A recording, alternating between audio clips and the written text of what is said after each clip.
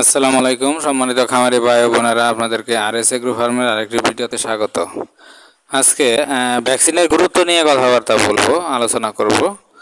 Vaccine আপনি যদি social মিডিয়াতে পোস্ট দেন বা দেখা গেছে যে আশেপাশে যে খামারিগুলো আছে তাদের কাছে পরামর্শ চান যে ভ্যাকসিন করাটা কতটুকু যুক্তিযুক্ত বা না করলে কি হয়, তো এখান থেকে আপনি প্রায় 60% কমেন্টস পাবেন যে ভ্যাকসিন করার দরকার নাই, আমি নিজে ভ্যাকসিন করি না, ভ্যাকসিন করলে বরং মুরগির সমস্যা হয়, এটা ওটা অনেক কিছু। আবার যখন আপনি কোনো ভেটেরিনারি সার্জন বা ভেটেরিনারি রিসার্চারের কাছে যাবেন, ওখানে যখন বলবেন যে ভাই ভ্যাকসিন দেওয়ার গুরুত্ব কতটুকু, ভ্যাকসিন না দিলে কি হয়, দিলে কি হয়, তো তারা কিন্তু এক সমতে 100%ই আপনার ভ্যাকসিনের পক্ষে মন্তব্য করবে। তো এখান থেকে কি বুঝতে পারলেন ভ্যাকসিন কতটা গুরুত্ব? এখানে আপনারা বলতে পারেন যে আমরা খামারিরা পার্সেন্টেজে এগিয়ে গেছি, তো সেক্ষেত্রে আমরাই মানে আমাদের কথাই রাইট। দেখেন, খামারি বিশেষ করে অভিজ্ঞ বলেন নন অভিজ্ঞ বলেন, এরা সাধারণত মুরগি পালনের যে অভিজ্ঞতা আছে, এই পালনের ক্ষেত্রে, মুরগি পালনের ক্ষেত্রে ডাক্তারের চাইতে অনেক অভিজ্ঞ, অনেক বেশি জানে। হ্যাঁ, মুরগি ফার্মে যে টেকনিশিয়াল বিষয়গুলো থাকে এগুলো সম্পর্কে খামারিরা ভালো জানে ডাক্তারের চাইতে। কিন্তু দেখেন, ডাক্তাররা যে ক্রিটিক্যাল বিষয়গুলো আছে, যেমন পোস্টমর্টম করে রোগ নির্ণয় এবং বিভিন্ন মেডিসিন ভ্যাকসিন নিয়ে অ্যানালাইসিস, মুরগি নিয়ে অ্যানালাইসিস, এই বিষয়গুলো কিন্তু আমরা জানি না, আমরা প্রায় 0%ই জানি, আমি 0%ই বলবো। কারণ ডাক্তাররা রেগুলার বেসিসে এই কাজগুলো করতেছে, নতুন রোগ আসলে সেটা নিয়ে যাচাই বাছাই করতেছে। এই ক্ষেত্রে বিশেষ করে আমি মনে করি যে খামারিদের মাতাব্বরিটা খুব একটা মানায় না। তাহলে আপনি কি বুঝতে পারলেন যে ভ্যাকসিনের গুরুত্ব আছে কি নাই? আর একটা বিষয় হচ্ছে, আপনি বড় বড় যে খামারিগুলা দেখবেন, অর্থাৎ কমার্শিয়াল যে খামারিগুলা, কোম্পানি বা বিভিন্ন জায়গায় এই যে বিষয়গুলো যারা মুরগি পালন করে থাকে, ওদের ওখানে দেখবেন আপনার শতভাগ ভ্যাকসিন তারা করে। ওরা কিন্তু ভ্যাকসিন ছাড়া কখনো মুরগি পালন করে না। প্রয়োজনে অ্যান্টিবায়োটিক কম দেয় বা অ্যান্টিবায়োটিক যেখানে ইউজ করা লাগে না সেখানে করে না, কিন্তু ভ্যাকসিন ওরা 100% ভ্যাকসিন দেয়। এটা মানে নিশ্চিত নিশ্চিত কথাগুলো বলতেছি। তো এই একটা বিষয়। আর একটা বিষয় হচ্ছে, আপনার যত ধরনের ভাইরাসজনিত রোগ আছে এগুলোর কিন্তু কোনো অ্যান্টিবায়োটিক বা কোনো মেডিসিন ওই রকম 100% কার্যকর করে নাই। তো তাহলে কি আছে, আপনার পূর্ব প্রস্তুতি হিসেবে ভ্যাকসিনই কিন্তু আছে। এখন বলতে পারেন যে ভ্যাকসিন আপনার অনেক সময় ভ্যাকসিন দিলেও দেখা গেছে যে মুরগির রানীক্ষেত গাম্বুর এগুলো লাগে, তাহলে এগুলো লাগার কারণ কি? দেখেন, ভ্যাকসিন এমন এক ভাইরাস, এমন একটা রোগ, এই ভাইরাস রোগটা আপনার কখন আপনার সেটা আসবে তার কোনো নিশ্চয়তা নাই।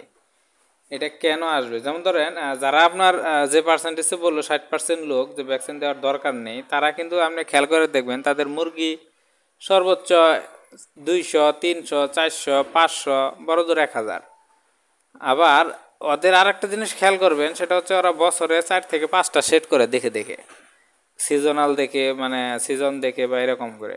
দেখেন, আপনি বছরে যখন 1 মাস মুরগি পালন করবেন আর 1 মাস গ্যাপ রাখবেন, সেই ক্ষেত্রে আপনার রোগবালাইটা সাধারণত কম হবে, পুরাতন রোগগুলা বা ব্যাকটেরিয়া ভাইরাসগুলো মারা যাবে।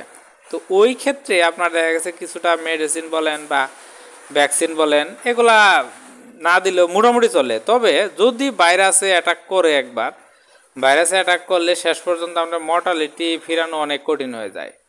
কথার কথা, যেখানে আপনার ভ্যাকসিন করলে যদি মর্টালিটি আপনার 10% হয়, ওখানে আপনার মর্টালিটি 50% থেকে 100%-এ দাঁড়াবে। এইরকম একটা পরিস্থিতি ক্রিয়েট হবে। আবার যাদের ভ্যাকসিন করা থাকে তার রোগটা সহজে কন্ট্রোলে চলে আসে। তাইলে এখানে আপনার সুবিধা অসুবিধা বা দুই পক্ষের মতামত আমি আপনাদেরকে উল্লেখ করলাম। এখানে আপনি তাহলে বলেন যে ভ্যাকসিনের গুরুত্ব কতটুকু? তো সব মিলিয়ে দেখা যাচ্ছে ভ্যাকসিনের গুরুত্ব অপরিসীম। ভ্যাকসিনের এখানে আপনার না দেওয়াটা বোকামি ছাড়া কিছু না। তো হ্যাঁ, তবে এটা বলতে পারেন যে ভ্যাকসিনের কিছু সাইড ইফেক্ট আছে। কীরকম সাইড ইফেক্টটা? আপনি যদি ভ্যাকসিনটা সঠিকভাবে পরিবহন না করতে পারেন, ধরেন আপনার ভ্যাকসিনটা রাখতে হয় 3 ডিগ্রি থেকে 7 ডিগ্রি সেলসিয়াসের ভিতরে। তো ওই ক্ষেত্রে যদি আপনি 20-25 ডিগ্রি সেলসিয়াসের ভিতরে ভ্যাকসিনটা রাখেন, ওটা কিন্তু লাইভ একটা জীবাণু ওর ভিতরে, তো উপকারী জীবাণু। তো ওইটা যখন আপনার 7 ডিগ্রির উপরে চলে যাবে, তখন কিন্তু ব্যাকটেরিয়াটা মারা যায়। মারা যাওয়ার ফলে মানে ভ্যাকসিনের জীবাণুগুলো মারা যায়।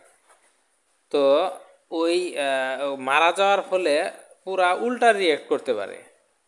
অর্থাৎ রানীক্ষেতের বা গাম্বুরার ভ্যাকসিন দিলেন, উল্টা আপনার গাম্বুরা হতে পারে। তো এটা যেমন গুরুত্ব এটা দেওয়া, আবার অনিয়মের মাধ্যমে দিলে এটা আবার ক্ষতিও করে থাকে। এটা একটা ক্ষতি। আর একটা বিষয় হচ্ছে কি, আপনার প্রত্যেক ভ্যাকসিনেরই কিছু সাইড ইফেক্ট আছে। সেটা হচ্ছে আপনার ঠান্ডা লাগার, জ্বর আসার একটা ব্যাপার থাকে। তো এটা সাময়িকভাবে হতে পারে, আবার দেখা গেছে যে ভালো হয়ে যায় বা ঠিকঠাক মতো। কিন্তু আপনার যে ভাইরাসজনিত রোগ থেকে প্রোটেক্টের জন্য সে ভিতরে আপনার ভ্যাকসিনটা কাজ করবে, সেটা হয়তো বা আপনি লাইভ দেখতে পারতেছেন না, বিধায় আপনার কাছে এটা গুরুত্ব না। এটা যদি লাইভ দেখতে পারতেন, অন্যান্য অ্যান্টিবায়োটিকের মতো যে ঠান্ডা লাগছে একটা অ্যান্টিবায়োটিক দিলেন, 2-1 মধ্যে আপনার ঠান্ডাটা কমে আসছে, এটা লাইভ দেখতে পারতেছেন। কিন্তু ভ্যাকসিনের কার্যকারিতা আপনারা লাইভ দেখতে পারেন না, বিধায় এই ভ্যাকসিনের উপকারিতাটা আপনারা দেখতে পারেন না। এটা একটা বিষয়। তো এই আপনি যদি সঠিক নিয়মকানুন মেনে ভ্যাকসিনটা দিতে পারেন, তো অবশ্যই ভালো কার্যকর হবে। এখন আসেন ব্রয়লার মুরগির ক্ষেত্রে ভ্যাকসিনটা মূলত কয়টা এবং কোন কোন সময় দিলে সবচেয়ে পারফেক্ট হয়, এটা নিয়ে আমি একটু কথা বলবো। যেহেতু আমি ব্রয়লার মুরগি, আমার ইউটিউবে যত ভিডিও দেখতেছেন সবগুলো ব্রয়লার নিয়েই কথাবার্তা বলা, আমি ব্রয়লারের উপরেই কথাবার্তা বলি। তো ব্রয়লার মুরগি ফার্মে সাধারণত 4টে ভ্যাকসিন দিলে সবচেয়ে মানে হয়, ভালো হয়। সেই 4টি ভ্যাকসিনের মধ্যে গাম্বুরা রানীক্ষেত দিলেই যথেষ্ট। কারণ এখানে আপনার আইবিএইচ এবং বার্ড ফ্লু, এই 2টা ভ্যাকসিন সাধারণত ব্রয়লারের ক্ষেত্রে, বিশেষ করে যেহেতু আইবিএস এর ভ্যাকসিনটা এখন অ্যাভেলেবল না, এরকম 100% অ্যাকুরেট পাওয়া যায় নাই, তো এটার প্রচলনটা এখন আপাতত নেই। কিন্তু বার্ড ফ্লুর ভ্যাকসিন আছে। বার্ড ফ্লু যেহেতু আমরা ব্রয়লার মুরগি 45 দিনের আগেই ছেড়ে দেই, সেক্ষেত্রে বার্ড ফ্লুর আর দরকার নেই। বার্ড ফ্লুরা জন্ময় হয় যে সমস্ত পাখির বয়স 45 দিনের পরে। তো আর যদি বার্ড ফ্লু আসে, সেক্ষেত্রে আপনার বাহির থেকে হয়তো বা পশু পাখি বা মানুষ এদের মাধ্যমে আসতে পারে। তো সেক্ষেত্রে আপনি বায়োসিকিউরিটি একটু ভালো রাখবেন, তাহলে বার্ড ফ্লু আসার সম্ভাবনা কম। তো তাহলে রানীক্ষেত এবং গাম্বুরাই দিব। প্রথম ভ্যাকসিনটা আপনার 5 থেকে 7 দিন বয়স, এর ভিতরে প্রথম ভ্যাকসিনটা আপনার রানীক্ষেত ভ্যাকসিন দিয়ে দিবেন। দ্বিতীয় ভ্যাকসিনটা আপনার 8 থেকে 10 দিন বা 12 দিন, 8 থেকে 12 দিন, এর ভিতরে গাম্বুরা ভ্যাকসিন দিয়ে দিবেন। আবার 14 থেকে আপনার 16 দিন, এই সময় আরেকটা গাম্বুরা দিবেন। আর 21 দিনে আপনার একটা রানীক্ষেত দিবেন। এখন দেওয়ার কারণগুলো একটু বলি। সেটা হচ্ছে আপনার ব্রয়লার মুরগির ক্ষেত্রে গাম্বুরা রোগটা সবচেয়ে ডিস্টার্ব করে, এবং এই সময়কালটা হচ্ছে আপনার 16 দিন থেকে 25 দিন পর্যন্ত। তার মানে এই 10 দিন আপনার সবচেয়ে গাম্বুরা রোগ আসার বা আক্রান্ত হওয়ার পসিবিলিটি সবচেয়ে বেশি, আপনি খেয়াল করবেন। এই সময়টা সাধারণত 2টা ভ্যাকসিন যদি পাশাপাশি পড়ে, তাহলে মানে খুব ভালো কার্যকর হয়। আবার রানীক্ষেত রোগটা দেখবেন আপনি বেশিরভাগই আপনার 25-এর পরে গিয়ে আসে বা 20-এর পরে গিয়ে আসে। এর জন্য এই জায়গায় 20-21 দিনে যদি আমরা একটা রানীক্ষেত ভ্যাকসিন করি, সেক্ষেত্রে এটা ভালো ফলপ্রসূ হয়। আপনার ভ্যাকসিনগুলা যখন আনতে যাবেন, তখন দোকানে বলবেন, মুরগির বয়স বলবেন, বয়স অনুসারে তারা ভ্যাকসিন দিবে। তো সেই হিসাবে আপনারা ভ্যাকসিন দিবেন। এখন ভ্যাকসিন দেওয়ার পদ্ধতিটা হচ্ছে কি, আপনি লাইভ আপনি খাইয়ে দিতে পারেন, বিশেষ করে ড্রপের মাধ্যমে চোখে বা মুখে দিতে পারেন। আর একটা হচ্ছে পানির পাত্রে পানিতে খাওয়াই দিতে পারেন। এখন আপনার সবচেয়ে কার্যকরী হয় হচ্ছে ড্রপের মাধ্যমে চোখে দিলে এটা সবচেয়ে বেশি কার্যকরিতা হয়। যাদের মুরগি কম তারা চেষ্টা করবেন ড্রপের মাধ্যমে দেওয়ার জন্য। যাদের মুরগি বেশি তারা তো অতটা পারবেন না। তো পানিতে যারা খাওয়াবেন ওই নিয়মটা হচ্ছে আপনার চেষ্টা করবেন 1000-এর ডোজ সর্বোচ্চ 10 লিটার পানিতে দেওয়ার। এই হারে আপনার ভ্যাকসিন দিয়ে যাবেন, দেখবেন কার্যকারিতা খুব ভালো হবে।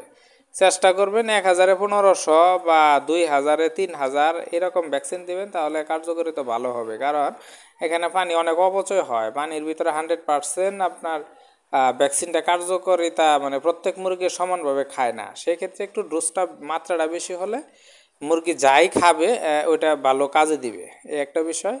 আরেকটা বিষয় হচ্ছে আপনি পানিতে বাজারে ভ্যাকসিন দেওয়ার যে গরু দুধগুলো আছে মানে গুঁড়া দুধ, ওই দুধগুলা ইউজ করবেন। এটা ভালো কার্যকারিতা আছে। সেটা হচ্ছে যখন আপনি সরাসরি পানিতে ভ্যাকসিনটা দিবেন, পানি এবং পাত্র এই দুইটাই কিন্তু সংমিশ্রণে ভ্যাকসিনের জীবাণুগুলা পাত্রের গায়ের সাথে লেগে থাকে।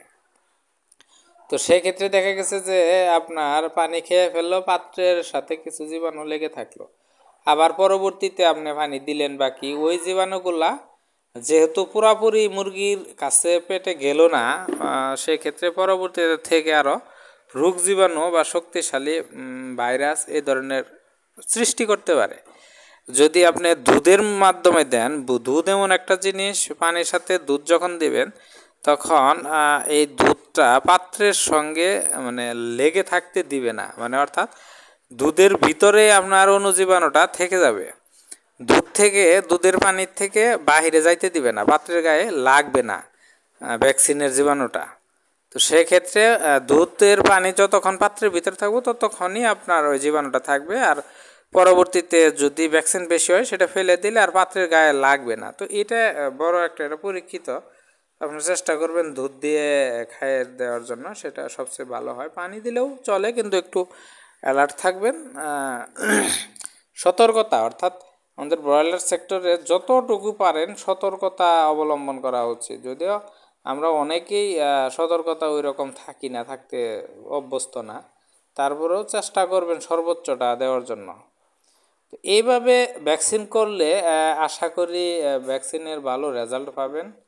সর্বোপরি ভ্যাকসিনের গুরুত্ব নিয়ে কথা বলি, সেটা হচ্ছে ভ্যাকসিনের গুরুত্ব আমি যে আলোচনাগুলো করলাম সেখানেই প্রকাশিত হয়েছে। এর গুরুত্ব অপরিসীম।